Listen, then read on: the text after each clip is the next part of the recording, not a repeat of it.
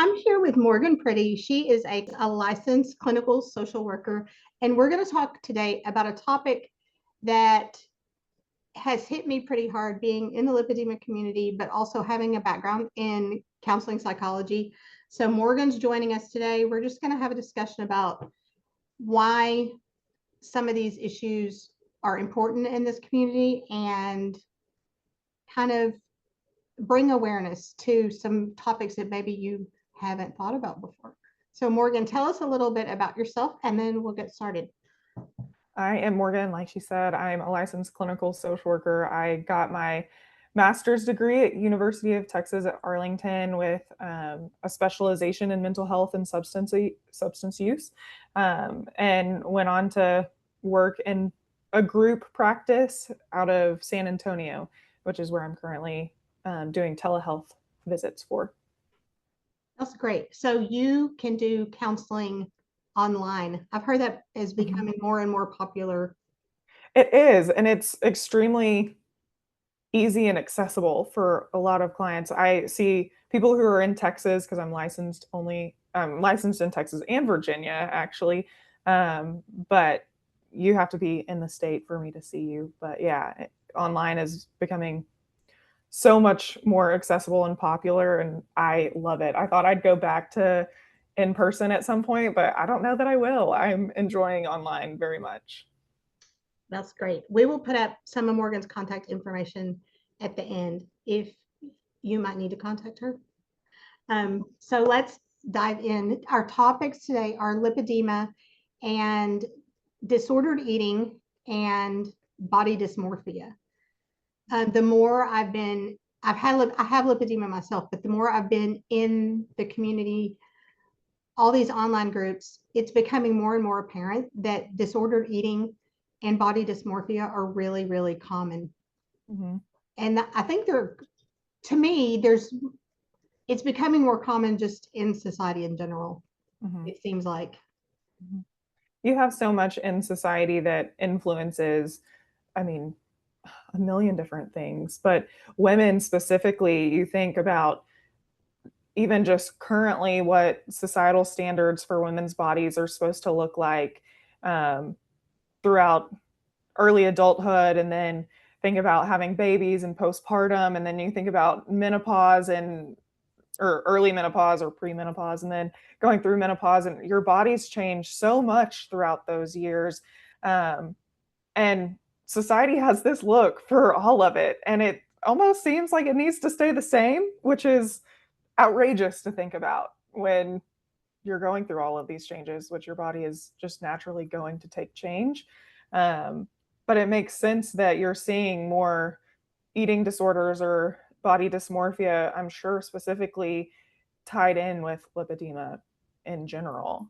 Yeah, I'm going to share my screen. I have a couple of slides. We're going to just go through, talk a little bit about what lipedema is and why specifically um, with lipedema and the changes both in your body and how it affects you in society, why lipedema populations may have a greater degree of body dysmorphia and eating disorders. And then we'll talk a little bit about each one of those. So let me see if I can make my technology work. There we go. So a lot of people don't know about lipedema, but it actually affects about 1 in 10 women. So that's a pretty good chunk of our society. And some of the common symptoms that we see that change how we look at our bodies are weight gain. And sometimes with lipedema, it's rapid weight gain. Like personally, I gained about 50 pounds in 3 months when mine started. So weight gain in and of itself can lead women to look at their relationship with food differently. Mm-hmm. And so I feel like, especially rapid weight gain, when there's not a lot you can do about it, that makes us not want to eat, decreases our intake of food, and gives us a different outlook on our relationship with food than we might have had before. Mm-hmm. Yeah, I mean, you think about the diet culture in general, and we're taught to suppress our appetite in all these certain ways. We're not taught often how to regulate our weight in a healthy, sustainable way, just overall. And so with a rapid weight gain, you want that rapid weight loss then, and that weight loss, the rapid weight loss, you often want to do in seemingly extreme ways, which leads into obsessive thinking and disordered eating. Yeah. Some of the other things that affect us are increased pain, very common with lipedema. And then with the increased pain, we have decreased mobility because it's just harder to move. If you gain a lot of weight, if the way you move changes, if there's pain, it makes you more likely not to be in an as active as you used to be. Or sometimes your body changes so much with lipedema, it's almost impossible for you to do the things that you used to do. Sure. And then change in body tissue, that has to do with pain as well. And then we think about all the things that people tell you to diet and exercise, eat less, exercise more, and those don't affect lipedema tissue.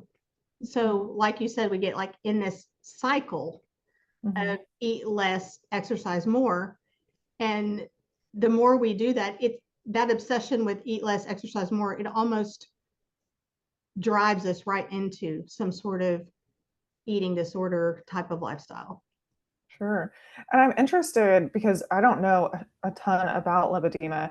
Are the dieting and the exercises that are recommended, is this a typical recommendation from doctors, or is this just from other friends, family, community that doesn't have a lot of research on this?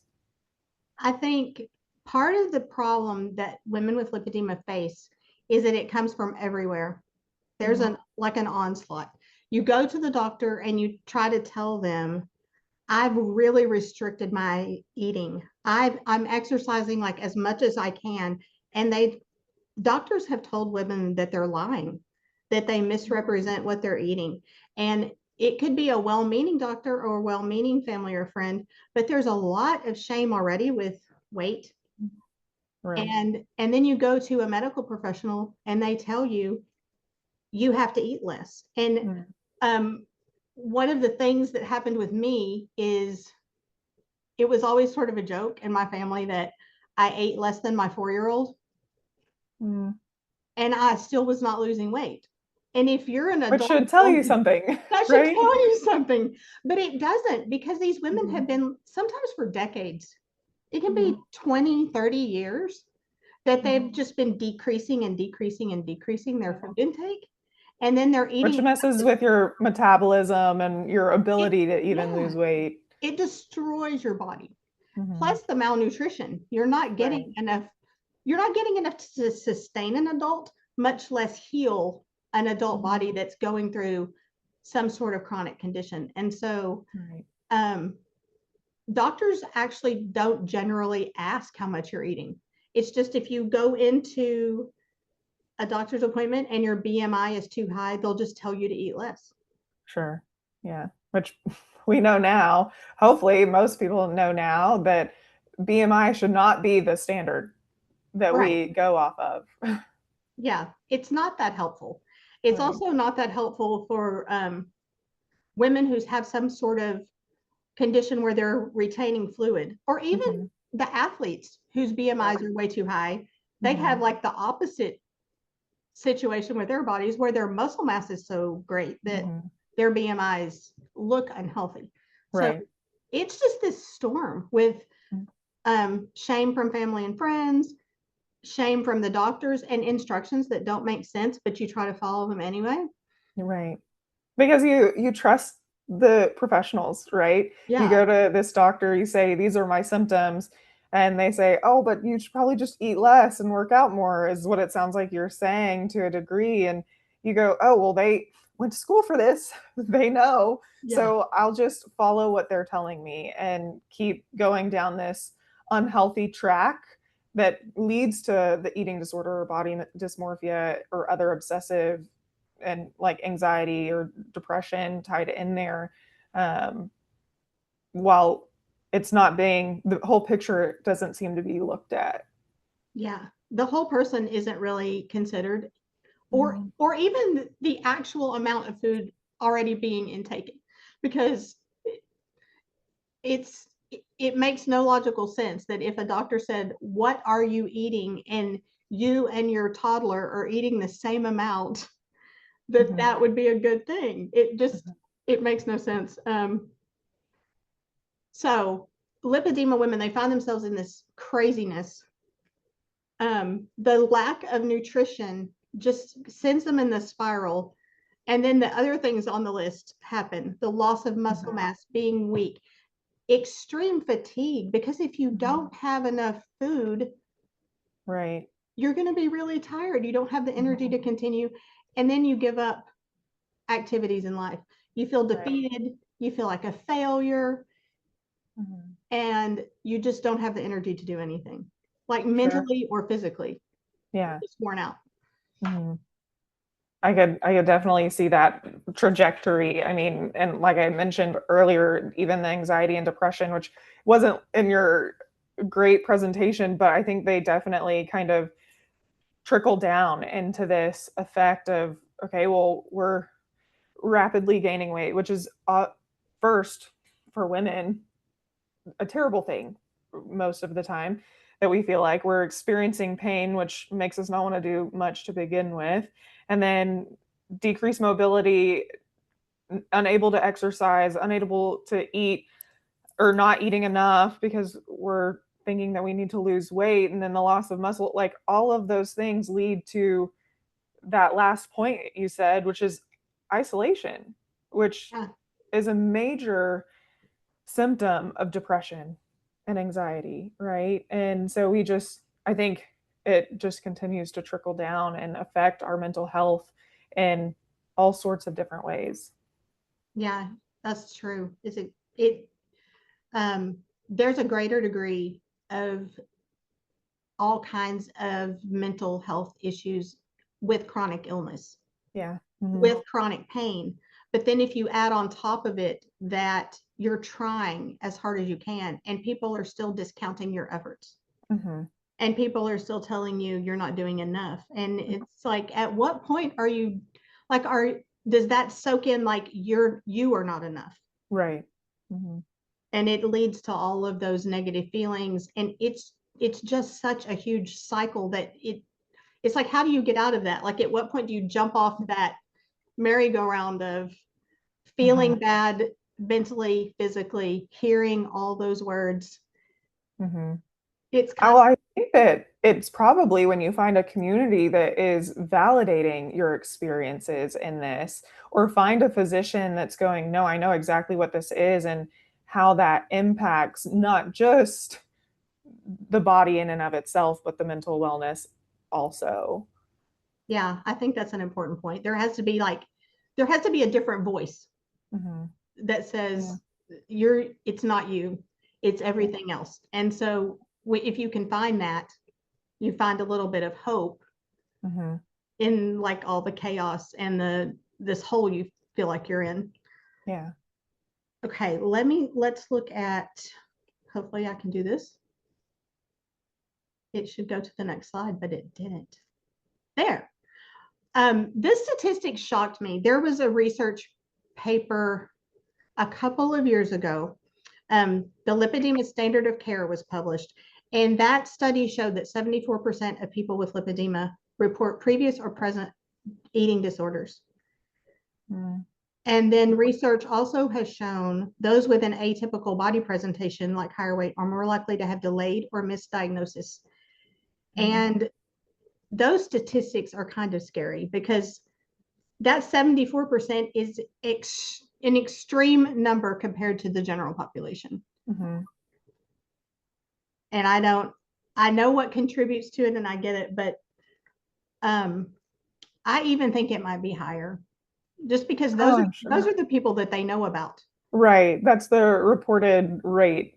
And I think even going back to what we had mentioned earlier in society and how even that impacts so much of how women view our bodies in all these different stages, when we have I mean, women in general struggle with their body, I think, no matter what, because of what society tells us and what maybe even our parents or family members tell us from even a young age, you think about. And so you grow up being conscientious of your body and how it is changing through your teenage years. And then all of a sudden you have this new illness that you're probably unaware of what it is. And just knowing the symptoms that you just described, it makes sense that we're going to jump to these extreme conclusions with trying to suppress our appetite, trying to eat less and make ourselves smaller. So that number, although very high and very sad, it makes sense in the society that we live in, unfortunately. Yeah, it does. And I feel like a lot of women who have this condition, lipedema, I feel like they are part of that number that's missed in the diagnosis, because I um, I don't feel like counting calories is necessarily the way to go, but it was very eye-opening because I saw a naturopath finally, and Okay. she said, I want you to count calories, not because you need to count calories to like maintain your calories, but so you can see what you're actually eating. And my calories were like around 800. Which is extremely low. It's extremely low. And Yeah. and then I go and I look up like how many calories do anorexics eat per day? And it's around like 800. And I was like, how can this be possible when I've gained like this 50 pounds and I can't lose it? Well, and I think that that should be like such a good indicator that there's a disruption in what we're doing and what our goal is, and that eating less isn't the fix to, I think, a lot of things. Maybe, you could probably talk to a dietitian. It would have much better input on this, but eating slightly less. But I think that most people should be eating, and don't quote me on this because like I said, talk to a dietitian, but eating more than, I think, 1,600 calories a day. And so you think about, well, if I'm eating 800 calories a day or less, probably, and I'm still gaining weight and or not being able to lose it, something's wrong. Something isn't clicking or working. And this isn't the answer to what's going on. And we need to like dive into more of what this condition is and receive help that isn't just eat less and work out more. Yeah, that's true. It was very eye-opening for me because um I mean, I was kind of shocked. I don't think if you keep cutting back year after year after year after year, you don't realize where you've ended up. Right. And so one of the reasons I really wanted to sit down and talk with you about all of this is because I think there are a lot of women out there who don't realize where they've ended up. Mm-hmm. And my other concern is with all the GLP ones, what I hear a lot in our community is they just want their appetite to go away. Yeah. And Yeah, so that they can fulfill that lower calorie intake to fulfill the loss of weight and everything else. Yeah. yeah. And that scares me because I feel like most of those women are probably already not eating enough. Yeah. So There's go ahead. Go ahead. I think that's a scary to me because where will they end up if they're already malnourished? And then they just want their appetite to go away. That's not the answer. If less was the answer, they would already be one of those super thin, Right. supermodel type bodies. So I'm not GLP-1s is like a different topic. Sure. It has its time and place. It has its time and place, but I just wanted to throw that in, like be cautious. Yeah. Well, I think there's a few things. There is a podcast that I listened to almost a year ago now, and it's by the Diary of a CEO, which is a male podcaster. And he brought on 4 female doctors that specialize in various women things. So one was a fertility specialist, one was a regular OB, one was a doctor who specialized in like osteoporosis within women, and one was a doctor who specialized in female athletes. And that podcast was life changing for me in a lot of ways because it talks about weight loss and how that affects women's bodies, their cycles, and things like that, which when you get into eating disorders and your menstrual cycle tends to go away because you aren't nourishing your body enough to for it to hormonally function. Okay. And the podcast is great. It's like 3 hours long, so beware. But it's a fantastic podcast because it talks about women's health, which is severely under researched. Um, but I think that shows the like long term effects of under eating in general. The other thing is the intuitive eating, which is where I think a lot of counselors who specialize in eating disorders are kind of honing in on of intuitive eating, that we're born to intuitively eat and to be intuitive, I think, in general. And as we grow up, we're taught, well, you need to eat all of that on your plate before you get up, right? Or no, you don't need to eat that cake because it's bad. And so we're taught so many things that go against our intuition. And these books, this intuitive eating book, circles back to that food isn't moral. It's not bad or good.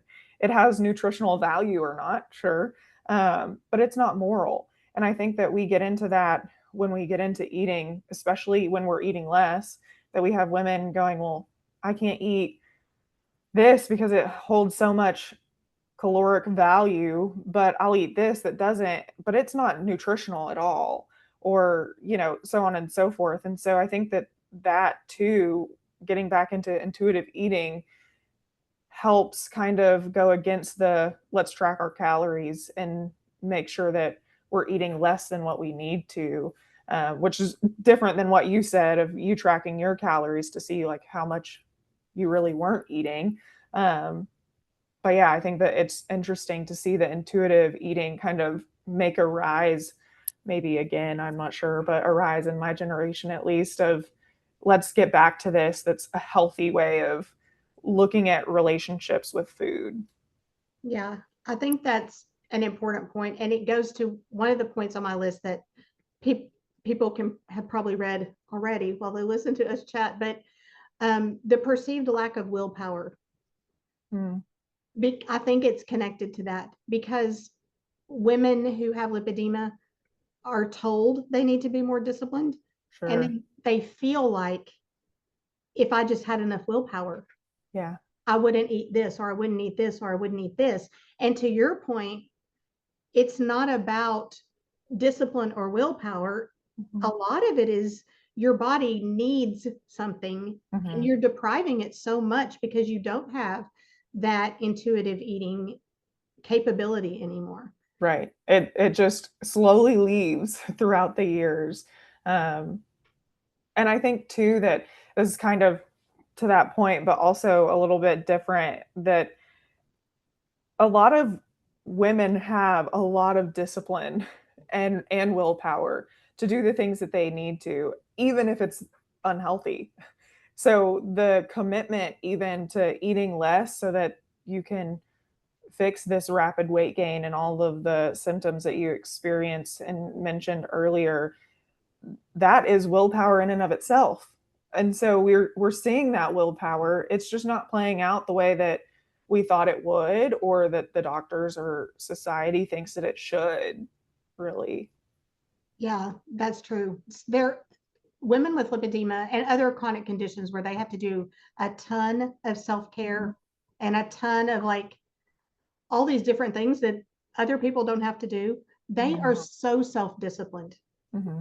They are so capable of sticking to and incorporating different things in their life that other people don't even have to worry about. And it's sad for me that they feel like they fail Yeah. because this one mechanism in their body is not working the way it Mm-hmm. needs to work.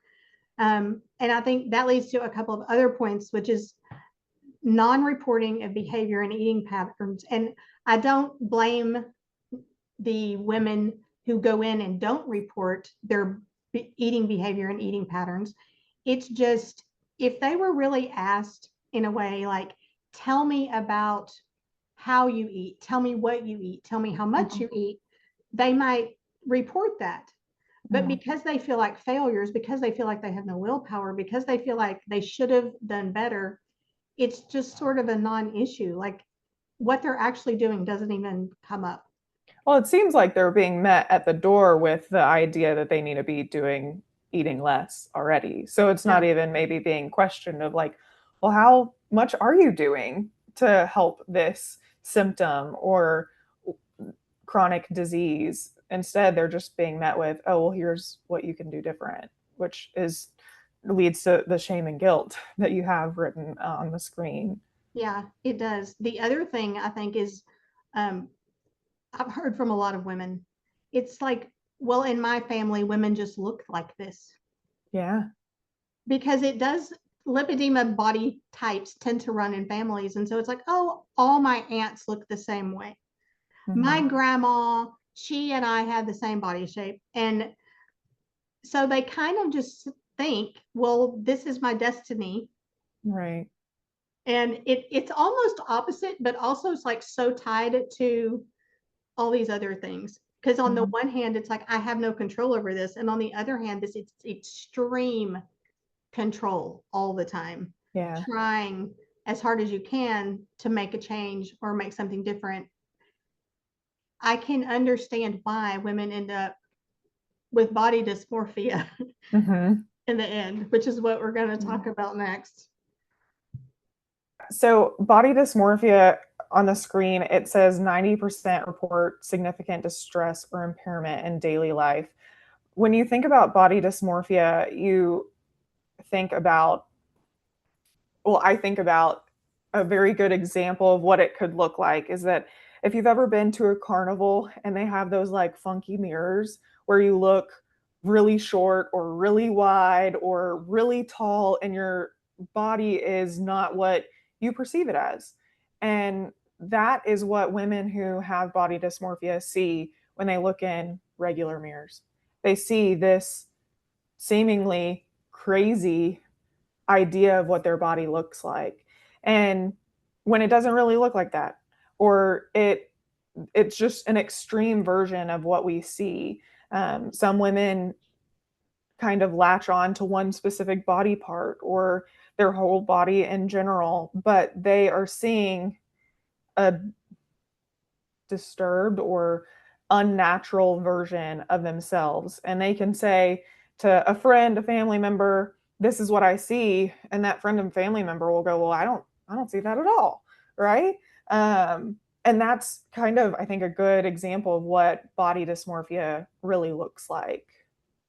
That's a really, really good analogy because it's so interesting to me the way people with body dysmorphia, they can lose weight and like go down in clothing size, whether Mhm. they have lipedema or not, or wherever they are on that journey, but they can change completely. Mhm. And when they look in the mirror, they can, I mean, even if you have the proof in front of you, like the tag on the clothing, Mhm. or put the clothes together and obviously see this difference, then they look in the mirror, they don't see the difference. Right. They see themselves at the weight that they were prior to any weight loss or any body change. Yeah. A very weird thing happened to me, which was I was in a restroom and I didn't know where the mirror was in the bathroom.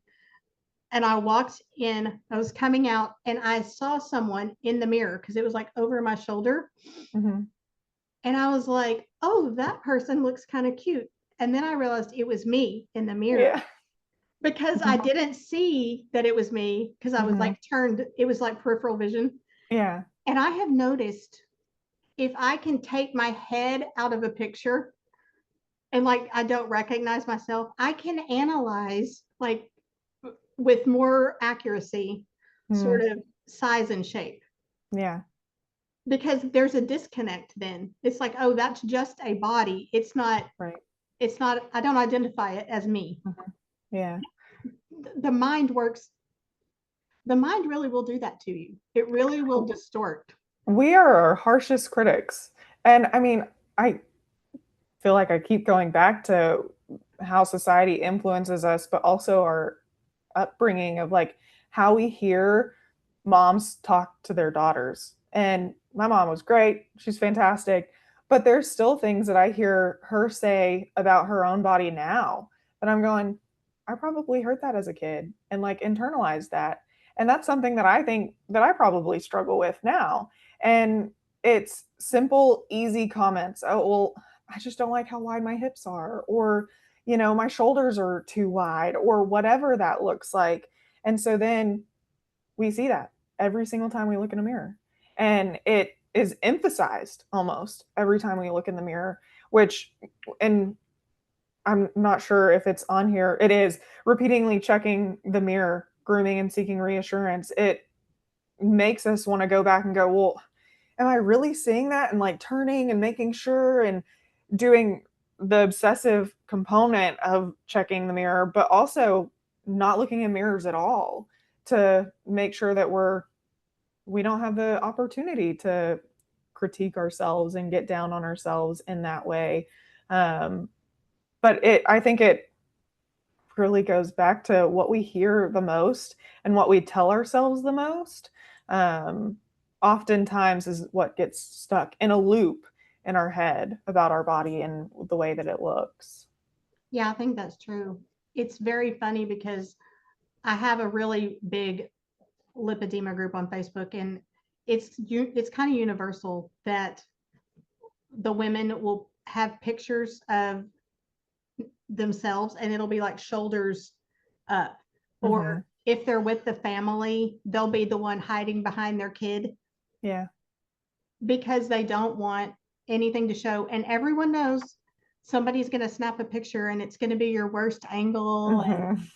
all those things. And in this world of like selfies and put yourself out there, Yeah. it becomes so hard for women who are already ashamed, who are already embarrassed. And it doesn't just go to like that first point I have, avoiding social situations, which does happen Mm-hmm. because women Mm-hmm. will stay home more and more, but Yeah. also avoiding pictures and being the one to volunteer to take the picture so they don't Yeah. have to be in the picture. And I just think it's really sad. I see it so often.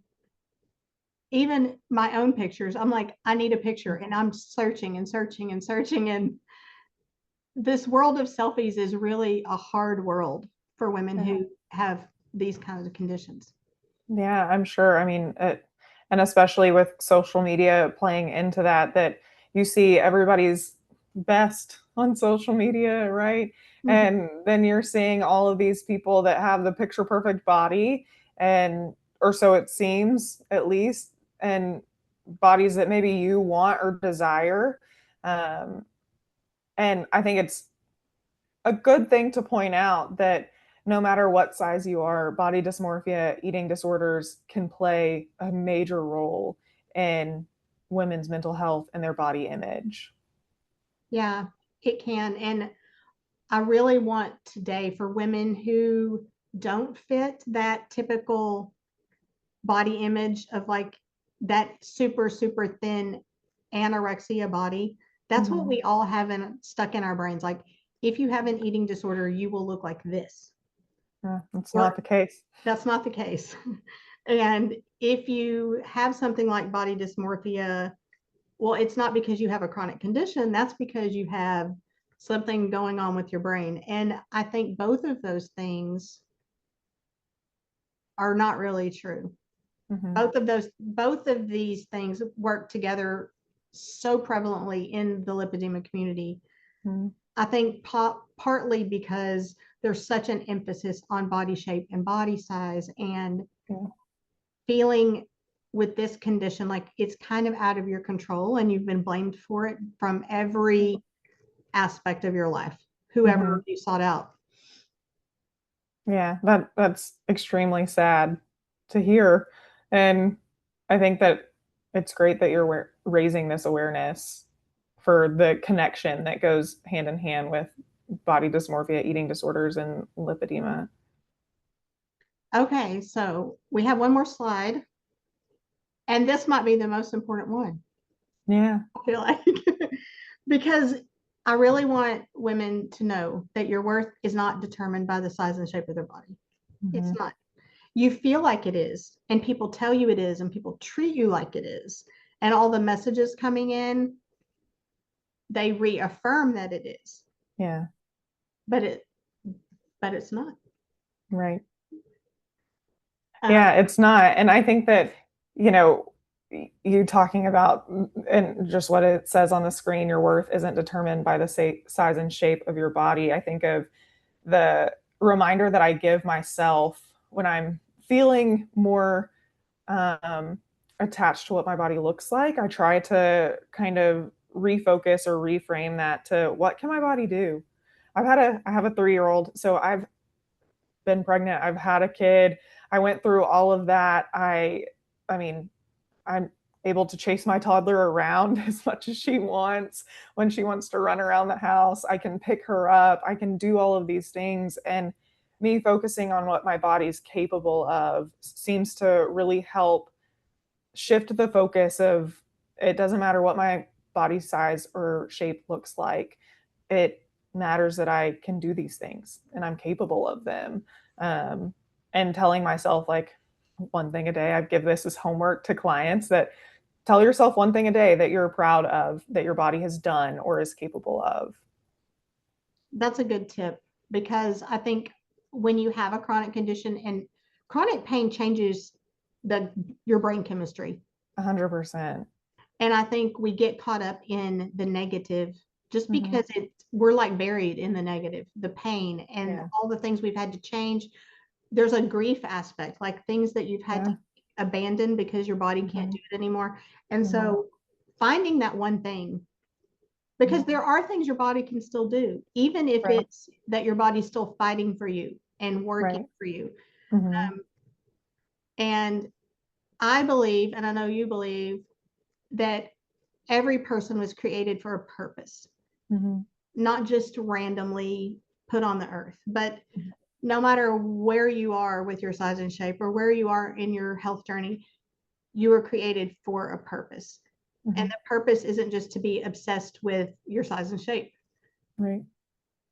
Um, every person deserves to be nourished in their body, their mind, and their soul. And you have to seek that out sometimes when you're Mm-hmm. in the midst of all the stuff swirling around you and all the negative messages. You Mm-hmm. have to like be purposeful Mm-hmm. in seeking out the positive. You really do. It's so easy to sit in that negative, and the negative seems to be almost more impactful most of the times. I like to think of there was a video that surfaced on the internet a few years ago that was this guy who I think was on a motorcycle and he was getting gas and it just wouldn't reach the gas tank, I guess. And it was just like his last straw. And I think about that like oftentimes we have this negative moment that impacts the rest of our day. And it seems so minuscule when we're looking at a video of this guy struggling to get the gas pump in his tank. But that's how it looks in our lives. And so when we think about the negative takes hold, we have to choose to let that go, choose to say this isn't going to hold us for the rest of the day. I'm going to seek out a positive. And it's difficult. I say that and it's much easier said than done, but choosing a positive, whether it is that I got to drink my whole coffee hot this morning, or the sunrise was the prettiest I've ever seen, or just being able to be outside and get fresh air. There's always a positive somewhere in our lives. It doesn't have to be grand by any means. Like I said, being able to drink your coffee hot all the way through is 100 in my mind. And so finding the positives, I think, can be hard to do, but so well worth it. Yeah, that and the other point I have on here is extending grace to yourself. Yeah. I think a lot of times it's easier for us to extend grace to all those people who are feeding us negative Mm-hmm. messages than it is to extend grace to ourselves. Mm-hmm. And having a chronic condition is a very hard road. Yeah. And we don't extend grace to ourselves. It's like one tiny like bauble off of all that controlled world we've created and we feel like we failed. Yeah. And I feel like extending grace to yourself, because like God extends grace to you, so you should extend grace to yourself and let yourself be human. Yeah. Because the more you expect perfection, the more you're going to feel like you're not meeting that standard. Right. And perfection isn't realistic. I No. tell people all the time that my goal isn't for you to have the perfect life for the rest of your life. My goal is that you're able to handle the hard days when they come easier. And I even want to maybe add on to that point, extend grace to yourself. I want to say extend grace to yourself like you're extending grace to a friend, because we're so quick to do that, right? We're so quick to tell a friend that, oh, it's not the end of the world. It's just one thing. You can get up and do this again. It'll be better next time. We're so quick to be encouraging to other people. And so if we're extending grace to ourselves like we extend it to our friends, it'll look different. It'll look more easier to come by. Do you think a good task for people who are kind of buried in that negativity would be to, I like to write or Mhm. journal, Yeah. but if you could write out, what would you say to a friend? Then you have it Hmm. and you're in that hole that you find Yeah. yourself in. You can go back and say, well, I have something that I would say to a friend. I Yeah. need to, you can read it, even if you don't feel it, Mhm. like hearing the words. Yeah. When Writing things down and speaking them out loud is scientifically proven to be helpful to for our minds. And so journaling is fantastic. I love that you do that. It's one of my top recommendations as a therapist. And so the um, the prompt to write that down is great, because that's a prompt that I give to clients of even not writing it down, but what would you say to a friend if they were going through this? What would you tell them if they came to you just down and out and struggling with their body image? What would you say? What would you think would be helpful? Um, Write that down and repeat it to yourself. Put it on, I love sticky notes. Put it on a sticky note in your bathroom or on your desk or your steering wheel, wherever you see it, on your phone, anywhere that you see that routinely, and so that you can remind yourself that of what you would tell a friend, because you're going to be the most encouraging to a friend versus yourself. I've also heard that you should tell yourself what you would have wanted to hear when you were going through a bad time and no one told you. Yeah. Yeah. Because you probably, like somewhere in you, you probably still need to hear that. Yeah. Yeah. And I think that oftentimes we are telling people what we're struggling with, and people don't know how to respond to hurt or to Mhm. um, mental health, especially. And so I think sometimes, and I might be giving people too much the benefit of the doubt here, but I think most of the time people mean well, even if they miss the mark completely and are hurtful. And I think that that's worth having a conversation that, like, hey, I know you tried to help me, but that wasn't nice, or it didn't hit the mark. This is what I wish you would have said, or this is what could have been more helpful given the full picture. But thinking about what you want other people to say, even writing a letter to yourself, that what you needed to hear in those moments early on in your journey in lipedema. That's good, a letter, because that's something you can also keep. You Mm-hmm. can pull it out when you're having a bad moment. And if you don't have that social support in place, Mm-hmm. that's a way that you can kind of boost yourself up in those moments Yeah. that are hard.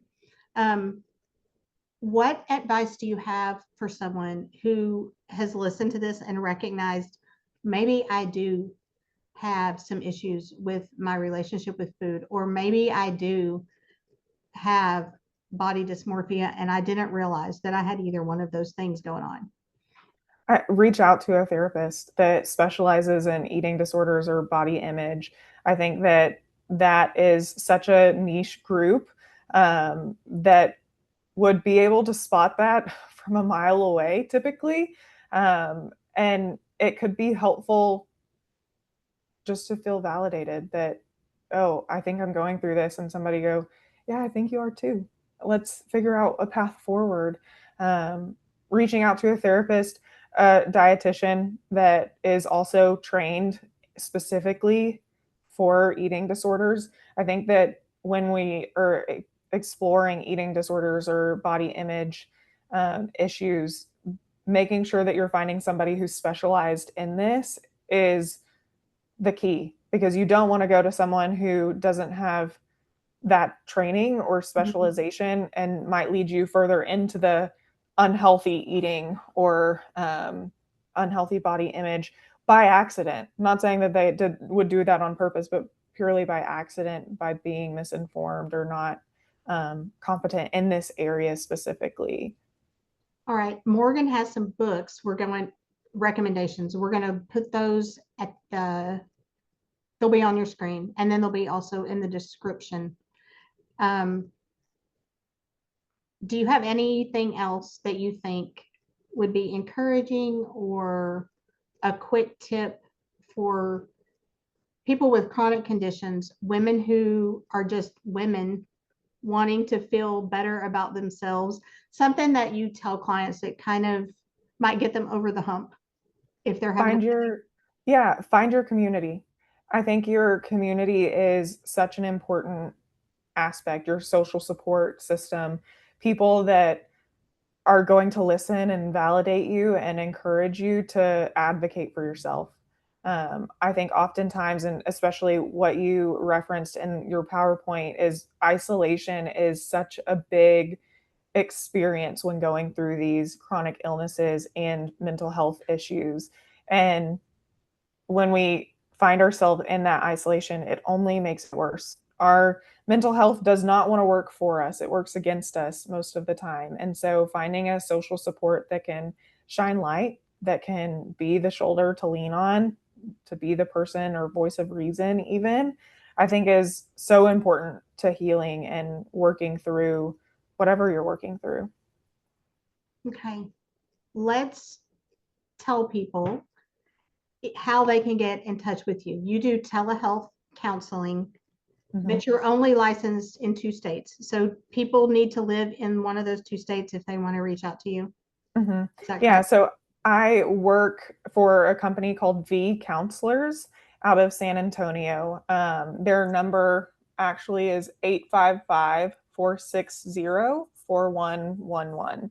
I'm licensed in Texas and Virginia. I'm trying to get licensed in Washington. That is slow rolling at this point, though. So that is a company I work for. You can reach out that way. You can also reach out on Psychology Today. I have a profile on there that you can email me or call me through that phone number. And that's how you can reach me. Perfect. All right. I appreciate your time so much. Of course. It was Thank nice you. talking to you. You too. Thanks very much. And if you have any questions about lipedema, about body dysmorphia, or eating disorders, and you just want some encouragement or have any other concerns that have popped into your head as you've listened, just reach out to one of us and we can point you in the right direction. Thanks so much, Morgan. You're welcome.